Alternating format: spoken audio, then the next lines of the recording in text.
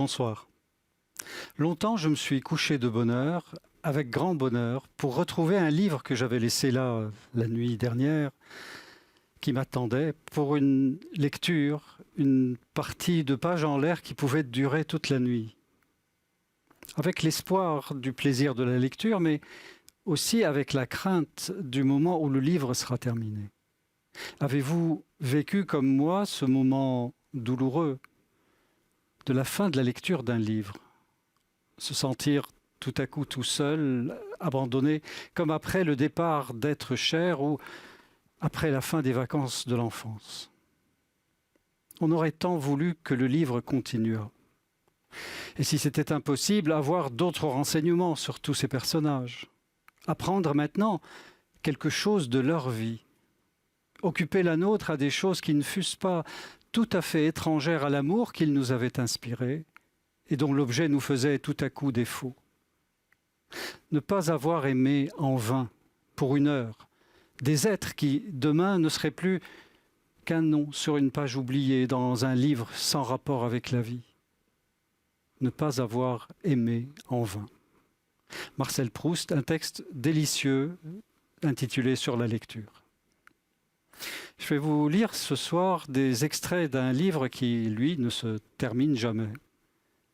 Pas seulement parce que c'est le livre le plus long de la littérature française, voire mondiale, mais aussi parce qu'une fois arrivé à la fin, nous prend la folle envie de recommencer au début à la lumière de ce que l'on a lu, mais aussi de ce que l'on a vécu durant cette longue lecture, de ce que l'on est devenu à la fin de cette lecture, puisque toute expérience nous modifie.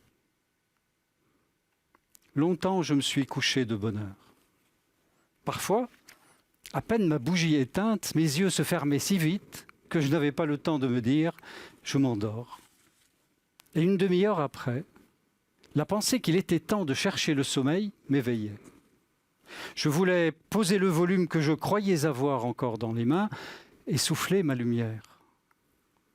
Je n'avais pas cessé, en dormant, de faire des réflexions sur ce que je venais de lire, mais ces réflexions avaient pris un tour un peu particulier. Il me semblait que j'étais moi-même ce dont parlait l'ouvrage. Une église, un quatuor, la rivalité de François Ier et de Charles Quint. Cette croyance survivait pendant quelques secondes à mon réveil. Elle ne choquait pas ma raison, mais pesait comme des écailles sur mes yeux et les empêchait de se rendre compte que le bougeoir n'était plus allumé. Puis, elle commençait à me devenir inintelligible, comme après la métempsychose, les pensées d'une existence antérieure. Le sujet du livre se détachait de moi, j'étais libre de m'y appliquer ou non. Aussitôt, je recouvrais la vue.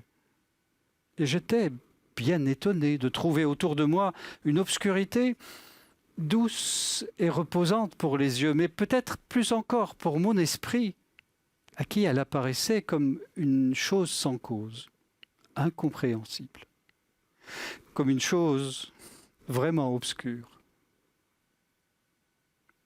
Je me demandais quelle heure il pouvait être.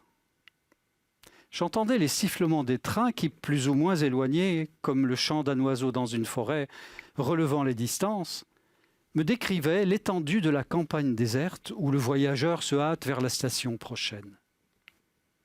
Et le petit chemin qu'il suit va être gravé dans son souvenir, par l'excitation qu'il doit à des lieux nouveaux, à des actes inaccoutumés, à la causerie récente et aux adieux sous la lampe étrangère qui le suivent encore dans le silence de la nuit, à la douceur prochaine du retour.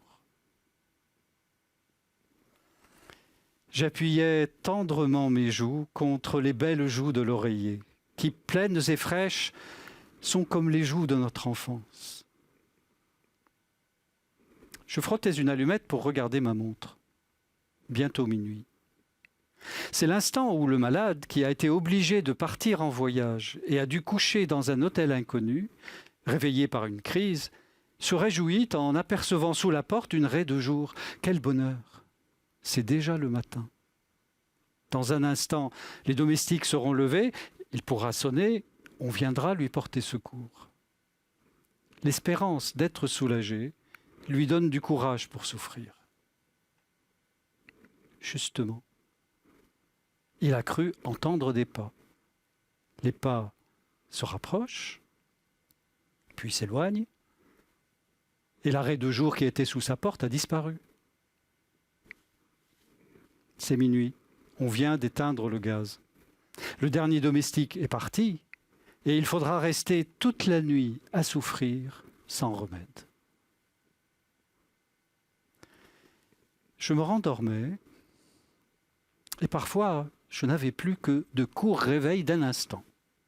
Le temps d'entendre les craquements organiques des boiseries, d'ouvrir les yeux pour fixer le kaléidoscope de l'obscurité, de goûter, grâce à une lueur momentanée de conscience, le sommeil où étaient plongés les meubles, la chambre, le tout dont je n'étais qu'une petite partie et à l'insensibilité duquel je retournais vite m'unir.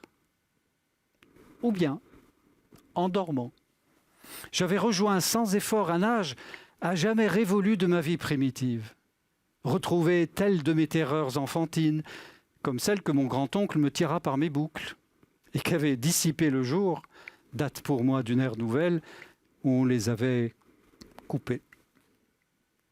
J'avais oublié cet événement pendant mon sommeil. J'en retrouvais le souvenir aussitôt que j'avais réussi à m'éveiller pour échapper aux mains de mon grand-oncle, mais par mesure de précaution, j'entourais complètement ma tête de mon oreiller avant de retourner dans le monde des rêves. Quelquefois, comme Ève naquit d'une côte d'Adam, une femme naissait pendant mon sommeil d'une fausse position de ma cuisse. Formé du plaisir que j'étais sur le point de goûter, je m'imaginais que c'était elle qui me l'offrait. Mon corps, qui sentait le sien dans le sien, ma propre chaleur, voulait s'y rejoindre. Je m'éveillais. Le reste des humains m'apparaissait comme bien lointain auprès de cette femme que j'avais quittée il y avait quelques moments à peine. Ma joue était chaude encore de son baiser, mon corps courbaturé par le poids de sa taille. Si, comme il arrivait quelquefois, elle avait les traits d'une femme que j'avais connue dans la vie, j'allais me donner tout à ce but, la retrouver. Comme ceux qui partent en voyage pour voir de leurs yeux une cité désirée et s'imaginent qu'on peut goûter dans une réalité le charme du songe. Peu à peu, son souvenir s'évanouissait. J'avais oublié la fille de mon rêve. Un homme qui dort tient en cercle autour de lui le fil des heures, l'ordre des années et des mondes. Il les consulte d'instinct en s'éveillant, et il lit en une seconde le point de la terre qu'il occupe, le temps qui s'est écoulé jusqu'à son réveil. Mais leurs rangs peuvent se mêler, se rompre, que vers le matin, après quelque insomnie, le sommeil le prenne en train de lire dans une posture trop différente de celle où il dort habituellement, il suffit de son bras soulevé pour arrêter et faire reculer le soleil. Et à la première minute de son réveil, il ne saura plus l'heure, il estimera qu'il vient à peine de se coucher.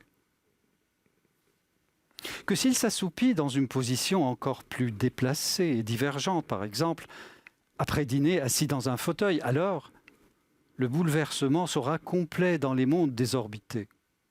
Le fauteuil magique le fera voyager à toute vitesse dans le temps et dans l'espace. Et au moment d'ouvrir les paupières, il se croira couché quelques mois plus tôt dans une autre contrée. Mais il suffisait que dans mon lit même, mon sommeil fût profond et détendit entièrement mon esprit, alors celui-ci lâchait le plan du lieu où je m'étais endormi. Et quand je m'éveillais au milieu de la nuit, comme j'ignorais où je me trouvais, je ne savais même pas au premier instant qui j'étais. J'avais seulement, dans sa simplicité première, le sentiment de l'existence, comme il peut frémir au fond d'un animal. J'étais plus dénué que l'homme des cavernes. Mais alors, le souvenir, non encore du lieu où j'étais, mais de quelques-uns de ceux que j'avais habités et où j'aurais pu être, venait à moi, comme un secours d'en haut, pour me tirer du néant d'où je n'aurais pu sortir tout seul. Je passais en une seconde par-dessus des siècles de civilisation, et l'image, confusément entrevue de lampes à pétrole puis de chemises à col rabattu, recomposait peu à peu les traits originaux de mon moi. Peut-être l'immobilité des choses autour de nous leur est-elle imposée par notre certitude que ce sont elles et non pas d'autres, par l'immobilité de notre pensée en face d'elles. Toujours est-il, quand je me réveillais ainsi, mon esprit s'agitant pour chercher sans y réussir, à savoir où j'étais, tout tournait autour de moi dans l'obscurité. Les choses, les pays, les années. Mon corps, trop engourdi pour remuer, cherchait d'après la forme de sa fatigue à repérer la position de ses membres pour en induire la direction du mur, la place des meubles, pour reconstruire et pour nommer la demeure où il se trouvait. Sa mémoire, la mémoire de ses côtes, de ses genoux, de ses épaules, lui présentait successivement plusieurs des chambres où il avait dormi, tandis qu'autour de lui, les murs invisibles, changeant de place selon la forme de la pièce imaginée, tourbillonnaient dans les ténèbres. Et avant même que ma pensée, qui hésitait au seuil des temps et des formes, eût identifié le logis en rapprochant les circonstances, lui, mon corps, se rappelait pour chacun le genre du lit, la place des portes, la prise de jour des fenêtres, l'existence d'un couloir, avec la pensée que j'avais en m'y endormant et que je retrouvais au réveil. Mon côté ankylosé, cherchant à deviner son orientation, s'imaginait, par exemple, allongé face au mur dans un grand lit à baldaquin, et aussitôt je me disais « Tiens, j'ai fini par m'endormir, quoique maman ne soit pas venue me dire bonsoir. » J'étais à la campagne, chez mon grand-père, mort depuis des années.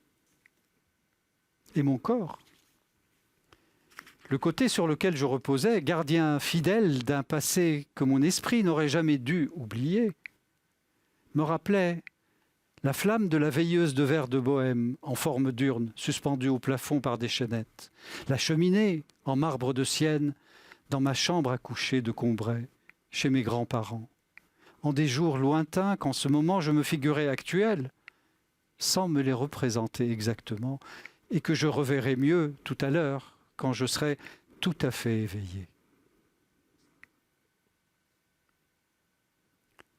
Puis renaissait le souvenir d'une nouvelle attitude. Le mur filait dans une autre direction. J'étais dans ma chambre, chez Madame de Saint-Loup, à la campagne. Mon Dieu, il est au moins 10 heures, on doit avoir fini de dîner. J'aurais trop prolongé la sieste que je fais tous les soirs en rentrant de ma promenade avec Madame de Saint-Loup avant d'endosser mon habit. Car bien des années ont passé depuis Combray, où dans nos retours les plus tardifs, c'étaient les reflets rouges du couchant que je voyais sur le vitrage de ma fenêtre. C'est un autre genre de vie qu'on mène à Tansonville.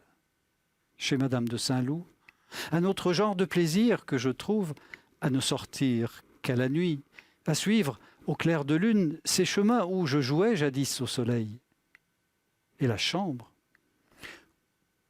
où je me serais endormi au lieu de m'habiller pour le dîner, de loin je l'aperçois, quand nous rentrons, traversée par les feux de la lampe, seul phare dans la nuit. Ces évocations tournoyantes et confuses ne duraient jamais que quelques secondes. Souvent, ma brève incertitude du lieu où je me trouvais ne distinguait pas mieux les unes des autres les diverses suppositions dont elle était faite que nous n'isolons en voyant un cheval courir les positions successives que nous montre le kinétoscope.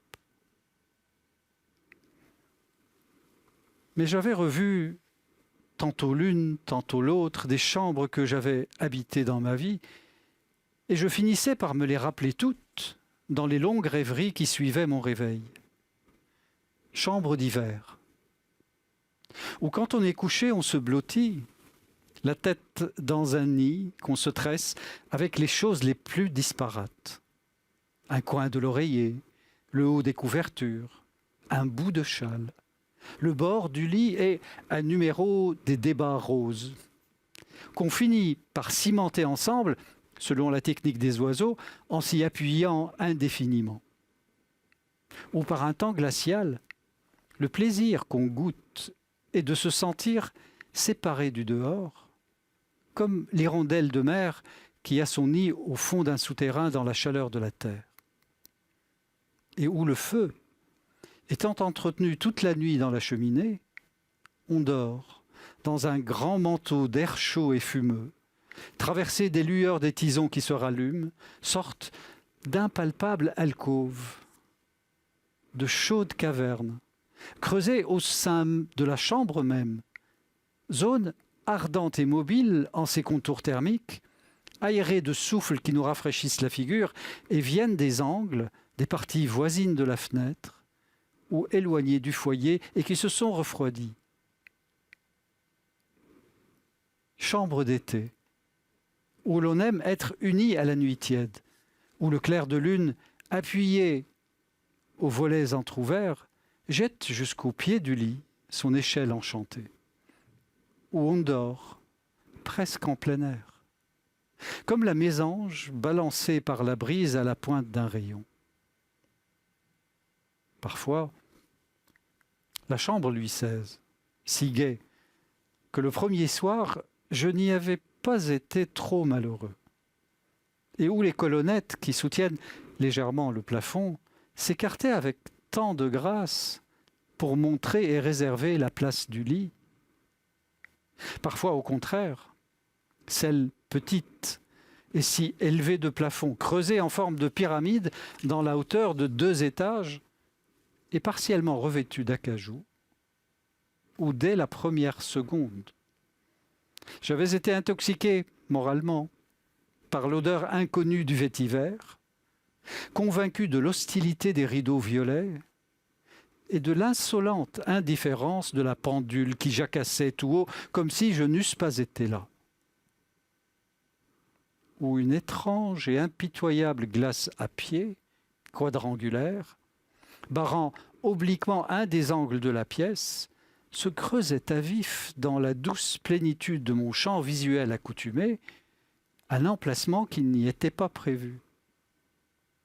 Où ma pensée, s'efforçant pendant des heures de se disloquer, de s'étirer en hauteur, pour prendre exactement la forme de la chambre et arriver à remplir jusqu'en haut son gigantesque entonnoir, avait souffert bien de dures nuits, tandis que j'étais étendu dans mon lit, les yeux levés, l'oreille anxieuse, la narine rétive, le cœur battant.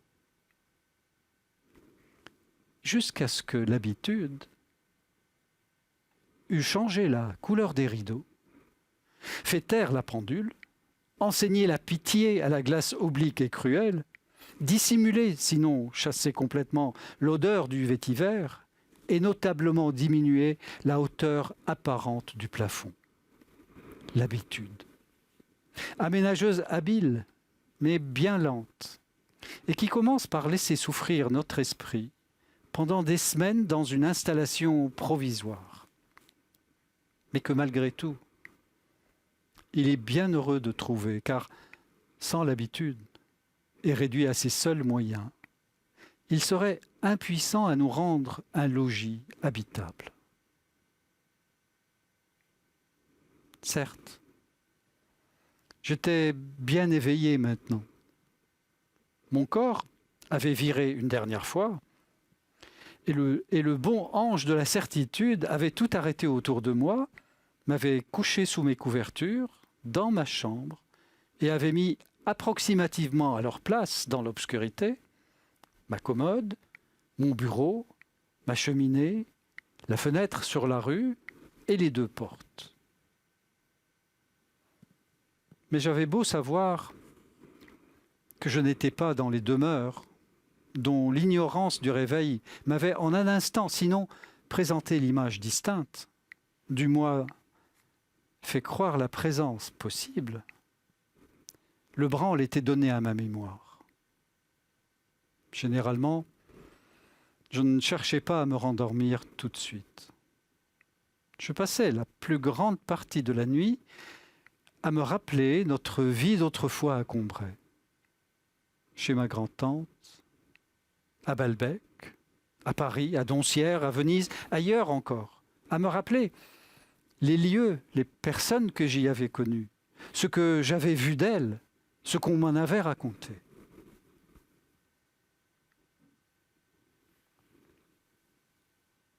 À Combray, tous les jours, dès la fin de l'après-midi, longtemps avant le moment où il faudrait me mettre au lit et rester sans dormir, loin de ma mère et de ma grand-mère, ma chambre à coucher redevenait le point fixe et douloureux de mes préoccupations. On avait bien inventé pour me distraire, les soirs où on me trouvait l'air trop malheureux, de me donner une lanterne magique, dont, en attendant l'heure du dîner, on coiffait ma lampe. Et à l'instar des premiers architectes et maîtres verriers de l'âge gothique, elle substituait à l'opacité des murs d'impalpables irisations, de surnaturelles apparitions multicolores, où des légendes étaient dépeintes comme dans un vitrail vacillant et momentané. Mais ma tristesse n'en était qu'accrue. Parce que rien que le changement d'éclairage détruisait l'habitude que j'avais de ma chambre, et grâce à quoi, sauf le supplice du coucher, elle m'était devenue supportable. Maintenant, je ne la reconnaissais plus et j'y étais inquiet, comme dans une chambre d'hôtel ou de chalet où je fusse arrivé pour la première fois en descendant de chemin de fer. Au pas saccadé de son cheval, Golo, plein d'un affreux dessein, sortait de la petite forêt triangulaire que veloutait d'un vert sombre la pente d'une colline et s'avançait en tressautant vers le château de la pauvre Geneviève de Brabant. Ce château était coupé selon une ligne courbe qui n'était guère que la limite des ovales de verre ménagés dans le châssis qu'on glissait entre les coulisses de la lanterne. Ce n'était qu'un pan de château. Et il avait devant lui une lande où rêvait Geneviève, qui portait une ceinture bleue. Le château et la lande étaient jaunes. Et je n'avais pas attendu de les voir pour connaître leur couleur. Car avant les vers du châssis, la sonorité mordorée du nom de Brabant me l'avait montré avec évidence. Golo s'arrêtait un instant pour écouter avec tristesse le boniment, lu à haute voix par ma grand-tante, et qu'il avait l'air de comprendre parfaitement, conformant son attitude avec une docilité qui n'excluait pas une certaine majesté aux indications du texte. Puis, il s'éloignait du même pas saccadé. Et rien ne pouvait arrêter sa lente chevauchée. Si on bougeait la lanterne, je distinguais le cheval de Golo qui continuait à s'avancer sur les rideaux de la fenêtre, se bombant dans leurs plis, descendant dans leurs fentes.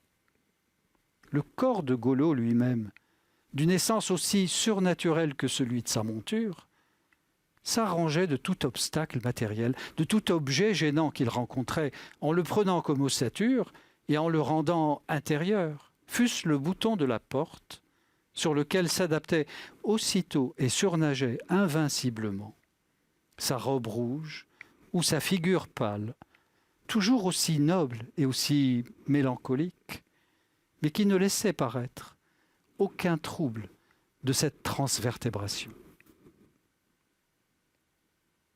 La suite, bientôt.